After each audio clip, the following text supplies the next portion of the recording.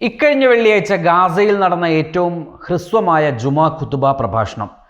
ഇമാം പറയുന്നു, വിശപ്പിനാൽ എനിക്കൊന്നും പറയാൻ കഴിയുന്നില്ല, വിശപ്പിനാൽ നിങ്ങൾക്കൊന്നും കേൾക്കാനും കഴിയുന്നില്ല, നമുക്ക് നിസ്കരിക്കാം. ഈ വാർത്ത സോഷ്യൽ മീഡിയയിൽ ധാരാളം പ്രചരിച്ചു. വായിച്ചവരുടെ കണ്ഠമിടറി. എന്നാൽ ഇക്കഴിഞ്ഞ വെള്ളിയാഴ്ച നടത്തിയ ഒരു പ്രസംഗം എന്ന നിലയിൽ പ്രചരിക്കുന്ന ഈ വാർത്ത തീർത്തും തെറ്റാണ്. ഈ പ്രസംഗം നടന്നത് 2024 എന്നാണ് അന്ന് രേഖപ്പെടുത്തിയ ചില വാർത്താ ഫീച്ചറുകളിൽ നിന്നും മനസ്സിലാകുന്നത്.